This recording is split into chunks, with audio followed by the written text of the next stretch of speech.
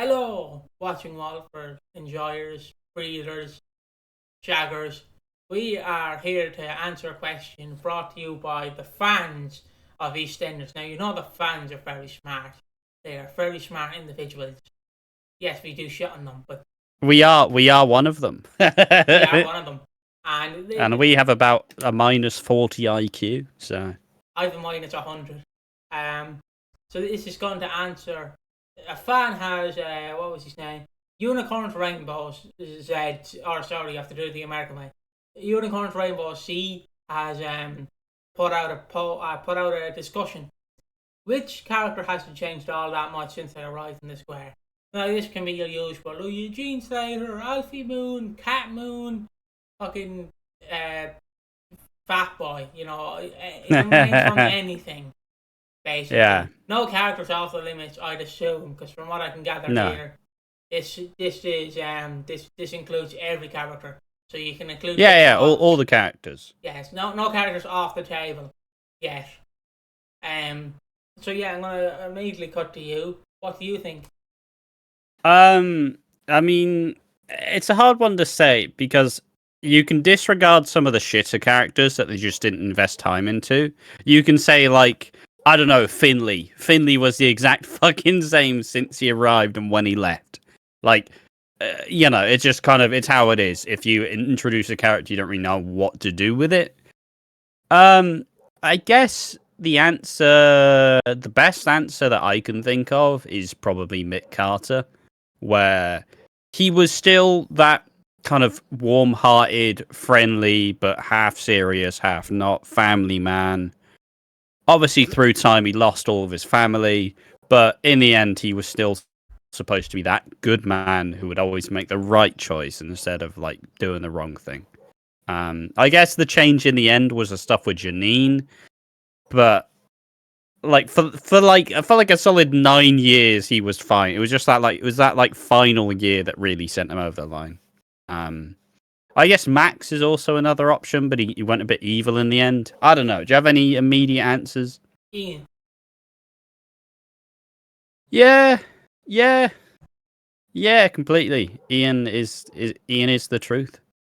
It's because he goes from being a weasel. I can't say the word. I'll say it the way that YouTube won't demonetize us.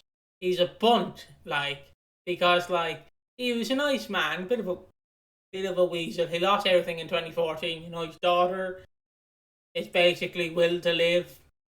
Yeah. And then he struggled throughout the years. And then just in the 2020, a guy went, "No, be funny. Adam Woodyak," that's his name, isn't it? It's shooting. Yeah. They went, "Adam Woodyak, you've been great here. You've been here for about 35 years. I would say that before anybody gets angry. It's Adam Woodyat. It's not. There is no yak. Yeah, it's just he's not a farm animal. And they went, "Adam, you've been here for 35 years. And then Adam obviously went, "Yeah, so you give me a good storyline. How about we make you a prick?" And he just how about everybody fucking hates you? How about everybody fucking despises you, Ian? Like, I'm Adam. Yeah, well, fuck you. That's what everybody hates you. What? Sorry. Excuse me. He's just sat there like, "What did I do, guys?" And he's like, "Do you remember that time on February 26th, 2019, when we were in the grocery store in the local bar, and then you cut the queue in front of me? Yeah? Yeah. Okay, that's right." And he's like, "Mate, EastEnders remembers. Bend the knee." It's like, what? Bend the knee. It's like Joffrey from Game of Thrones. Bend the knee. Smash. No, I mean, I suppose the difference is he was a bit of a boxer at the start. Like, that seemed to have been very quickly dropped from the scenes because they went, he's just more fun if he's a weasel, isn't he? But yeah, Dot is not Dot. Ian is unapologetically Ian. I guess you could also say Lou Beale, who proceeded to just be a battle axe the entire time until she fucked off. And then after she fucked off, went, "Yeah, if I knew it would have been big, I probably would have just stayed." So, yeah. I guess Ethel probably didn't change too much either. She was pretty set in stone. But yeah, there we are. That's my take on it. You got anything to add? No, I think it's now time to get into the Reddit. So this guy says, obviously he put the unicorn rainbows Z. What character hasn't changed all that much since they arrived in the square, right? And he poses the question, which character since joining the square has had a pretty stable personality and not changed all that much? I'd say they should have been on the show at least a year, so we know their personality. I think Ian Beale hasn't changed all that much throughout the years. He's always been money oriented, a bit of a wimp, and yet would do anything for his family. Jack hasn't changed all that much. He's always been quick to cheat when the goings get tough. Been a bit of a corrupt, but on his own terms, and very hypocritical. I'm trying to think of a woman who is very similar to when she arrived, but somehow this is harder. I think as many were kids when arriving, they have drastically changed. That's just the most realistic. What are your thoughts? Can include past characters if they were also in the square for over a year. Yeah, I do like their little criteria. Over a year is pretty important because it's like, Shrimpy hasn't changed. Like, yeah, but Shrimpy's in it for about 3 seconds a year, for fuck's sake. Like, it has to be a character who was introduced with some genuine intent to it. I mean,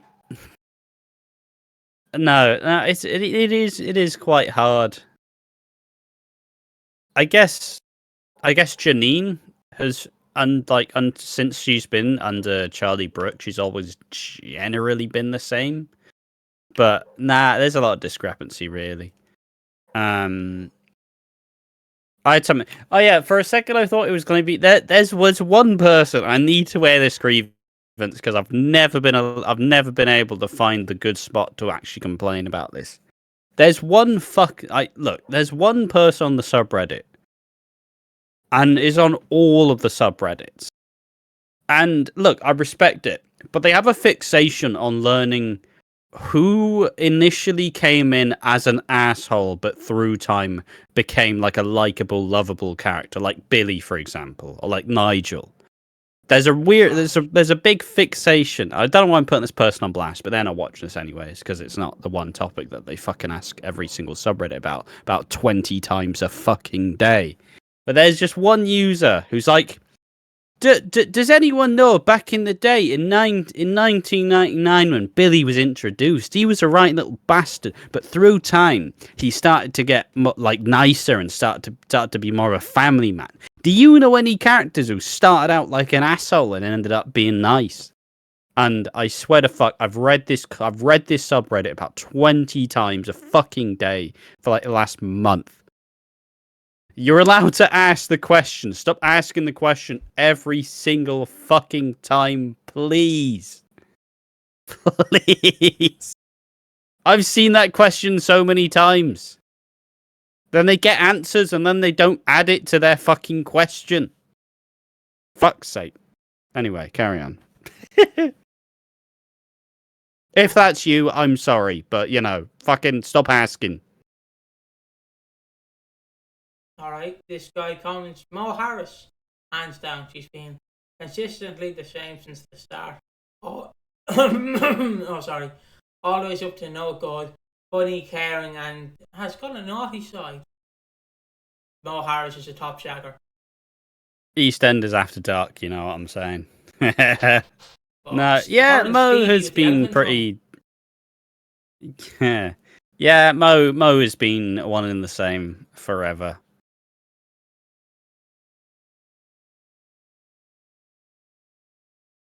Because she's always very resistant to actually allow them to change, because if they're old, they've probably been that way for the bulk of their life. It doesn't really happen too much. It's like Dot at the start. She did start off being somewhat similar to what Dot is now, but she was also a massive hypochondriac and was terrified about getting ill. So, and homophobic. Well, that's all I got for that. Will I keep? Guys, I have to read this. Shrimpy I am still waiting for his dark origin story to be told in a flashback episode. Now, hold on. Just wait for someone to take this 100% seriously. You just know he's a serial killer hiding in plain sight. This would be such a good and funny plot. Oh yes, he's let so many people go to prison for his crime, I reckon. Or he's someone's secret lover child. Alright, I'll give the EastEnders subreddit credit. They didn't... Because there's always one person who doesn't understand the joke. Where it's like, Shrimpy's got a really dark character. No, Shrimpy's been in it since 20... Insert date. He's only said a couple of things.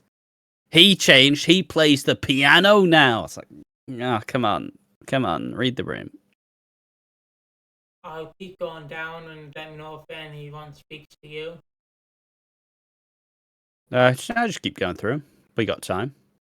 Eve, she's been more or less the same supportive wife to Stacey, a cheerful partner to Suki, very proud and outspoken for her community. And apart from a bit of drama with Kaz, her personality has become more or less the same.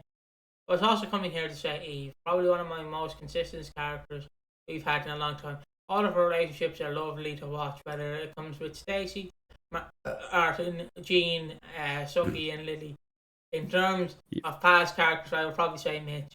I came here to say Mate, your body's given up. Let me just read it. It's that Belgian waffle I had for breakfast. We've seen a more valuable side to her for sure. But overall, I agree with you. Yeah, you agree with this? You don't agree with this? I somewhat agree with Eve. I think, she has pretty much been the same. She's kind of like the fucking hard nut to crack, but once she actually gives a shit, she'll fucking die for you. One thing I don't necessarily agree with Mitch. Mitch, when he came in, was a runaway, horrible dad. And by the end, he actually became quite a good one. And actually very caring. So, yeah. Fuck you. No. Good shout. He didn't change that much, but there was one side of him being a good dad, which he did grow into through time. Yeah, next up we have, I was thinking of Cindy, who continues to be unfaithful, manipulative, and selfish. Although she tries to make it look like she cares more for her children than before. I'm not buying it though. That's just somebody who doesn't like Cindy, isn't it? You know what character hasn't changed? Fucking Sharon, the fucking bitch. Fucking hates Sharon. Keeps getting into relationships. And, why did she let Linda kill Keanu? Should have stabbed him in the arm, not the heart. Do you know like how we always joke that a wild slap nuts appears? I'm going to make the joke that a wild Gilby... That's only you, mate. That's you. I'm going to make the joke that a wild Gilby appears whenever we say Sharon. Like, he has his own music and everything, and he shows up... Gilby is a member of our Discord. We talk about how the week's gone each week, usually. And he loves... If you want to do that, join the Discord. No, it doesn't love his Cindy, he loves Sharon. So, yeah. True. So if you hear me joke about Gilby, it's only because like he loves Sharon, and I find it funny that like whenever we say something about Sharon, you just see a figure appear from behind the door, like jumping in front of like the president when he's about to be shot. Just, aren't you going to ask me? So no, Don't you talk shit about Sharon, you son of a bitch. Like cloak and everything. Yeah. Fedora Cindy has changed. Well, I say that the 90s is a big blind spot for me. I've not really seen too much of the 90s, and I will gradually get there, but it's not exactly. I'm not jumping at the bit to get there. I've seen some 80s. I've seen a bunch of stuff from 2000s onwards, but Cindy is obviously, she's at a different stage in her life, and I do think that family is important to her, but also at the same point, she is selfish and she can't help herself. So, yeah. But anyway, yeah, carry on. Okay, we have Ash's favourite coming up next. The top three. Alright, hold on, I have to do like a YouTuber. Top 3 who I feel never changed in any area, regardless of any life lessons. Number 3. Max Brannan. but is always incapable of remaining faithful. It was the same type of relationship or affair over and over again. Its promises never stick, even after sobbing his eyes out, and was only ever sorry because he gets caught. Number 2. Drugs, sorry, that's a nice name. Nick Cotton. Drugs, thieving, trying to con money from his own mother. Never changed for the better after his son Ashley died due to his own vendetta against Mark Fowler. Number 1. Ian Beale, a weasel with zero backbone, money-focused, treats and talks to people with no decency. Will con his own family members several times over, and only ever does the right thing after being appealed to by someone he knows will likely leave him, fiance, wife, children. All right. So decent top 3. I disagree with the Nick Cotton one to an extent, but the Max and the Ian one are completely apt, and definitely Max was also up there for me.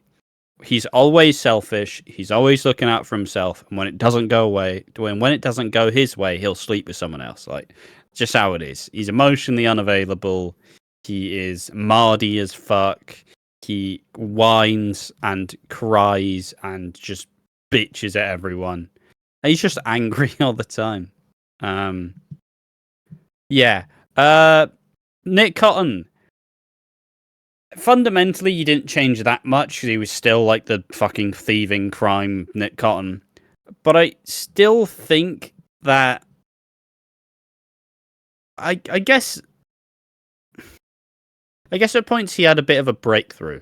The one thing I always look to at Nick Cotton is when he goes to poison Dot with like some dodgy shepherd's pie, and then at the end he fully pulls out and says like, don't eat this. I'll burn it. It's all awful. And you have that moment where you realise that as much as he would say like, fucking hate Dot, prick, at the end of the day, he still loves her. But yeah. Obviously, I will say he didn't necessarily change for the better, though. Like, to the end, he was still the same Nick Cotton. So, yes and no. I mean, we're in 2014 EastEnders currently on Whodunit. Check it out.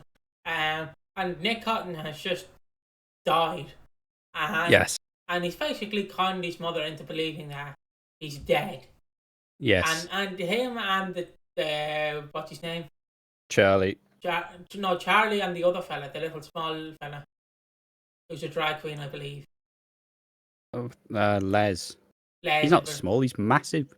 Basically, they just cremated some random fucker. Yeah. And, I'm like, yeah, Nick is one of my favorites in a sense of like, you love to hate him, but you love to love him as well. He's such a dick to Dot, but Dot will never fully be able to turn her back on him. It's that like parent-kid relationship, right? Where it's like you could be the worst fucker ever, but it will take a lot to actually fully decide. All right, I have to cut you off now. Like it's gone too far. But yeah, it's pretty good. A decent top 3. And then we have an Ocean who chimed in here. Max went through the weird dark phase where he was self-harming and smoking, or went to prison, albeit for something he didn't do. His personality was a bit different around that time. He saw a depressing side to him, I agree, but fundamentally it didn't evolve his character. I mean, he did have his bad boy phase, which I guess is much different from... It is different enough. Like how, obviously, it was supposed to be the thing where he was going to slowly take over the square with Wilmot Brown, who was Kathy's rapist. And they were going to take over the square and buy up all the businesses. And basically, like, just not like tear the square down, but like, I'm pretty sure he said it was supposed to be like a 3-year-long story. It's like, oh, fucking hell. Wait, so that would include buying the Queen Vic then, wouldn't it? Yeah, like he planned to get it. I think it was him. It was Wilmot Brown. It was Wilmot Brown's son, and I think there was a woman involved who may have also been Wilmot Brown's kid. But yeah, it was going to be this like ridiculously long-running 3-year storyline or some shit. And they went, I think, I could be wrong, but this may have also been around the fucking Ada Maguire stuff, and they just went, no. Nah, this ain't happening. But point being, they quickly realised that storyline sounds shit. Like, long-term storytelling is only good if it's, like, if there's a genuine payoff down the line. It was my biggest... I'll let you talk in a second. I know I've been hogging this, but it's one of those things that it's like when I wasn't a fan of... When I was a bit disenfranchised with Coronation Street, and Coronation Street would keep announcing these fucking long-running stories, and I'm like, can you just be good now? Can you be good now? I don't fucking care about 9 months down the line. Can you be good now? Yes or no? And if the answer's no, I'm just not going to fucking watch it. Obviously now I like Coronation Street again. It's still number 3. It's not gone up any, but I do watch it regularly now. But they definitely fell on that problem of, we're going to announce a really long-running storyline. And it's like, yeah, it's like, but guys, but what if nobody's enjoying the current storyline? Well, look, this new storyline's going to be great. Yeah, but the show's not interesting now. Wait 9 months. Oh, fuck. Yeah, anyways, that's that tangent. It's interesting because I do like Ed Maguire, and I haven't watched the storyline in years, but I know the scene of which I'm surprised. Right, just a side note, I'm surprised Danny Dyer did not Danny Dyer himself in this scene, but I've seen this scene so many times of where Ed Maguire just beats the absolute piss out of Mick Carter, and I'm like, yeah. If this was real life, Danny Dyer would be like, I'm going over, brother. I'm fucking going over. You're not fucking beating me, brother. I'm fucking winning. Like, and I'm just watching this and I'm like, Mick, fight back. And then Phil just comes in and throws him out of the pub, and I'm like, Mick didn't even get a punch in. He just gets his shit rocked. Then doesn't it go from Aid Maguire to then Stuart Highway? Yeah. So he goes from having like being beaten the shit out of by this crime boss to then getting his shit beat out by this psycho killer. So qu'est-ce que c'est? And then he ends up in prison and gets beat up for being a paedophile, even though he's not one. I think it was a paedophile, wasn't it? Who? Mick. They accuse him of being a paedophile and then they beat the shit out of him. I don't think so. I don't think so. I don't remember though. That was the kind of blind spot. I didn't really. I remember seeing bits of the Aiden stuff, and then I went, "This sounds fun." Then wasn't watching at the time, so. It's a very hard storyline. Maybe we'll cover it, but. Yeah, it'd be an interesting little story video. I'll say that much. Oh no, I meant do it like the Whodunit. The Whodunit. Oh Jesus. 2017 EastEnders fucking But yeah, keep it rolling. Alright, this has been 23 minutes so far. 23 minutes? Alright, 23 minutes. Let's have a little scroll, see if there's any more that's... David Wicks, very true. Hedgecock. Dark Patrol. No, I think that's a good spot. We're seeing a lot of repeated names that we've all talked about before. Who the fuck is this lady? The barmaid. Oh, the barmaid. She works at the Vic. Alright, look, she's been there since the 90s. I still don't know her fucking name, alright, lads? But yeah, I think with all that said, we're raking over old coals with that. I think that is enough for this topic. So finally, we pose the question to you. Which character hasn't changed that much since they arrived on the square? Tell us in the comment section, and remember, whilst you're down there, to leave a like and subscribe to the video, or channel rather. I'm subscribing to this one fucking video. It's my favourite one. But yeah, no, thank you for watching the video. Make sure to join us in the next one, and keep watching all things Watching Walford. Thank you for watching. Join us in the next one. See you then. Bye-bye.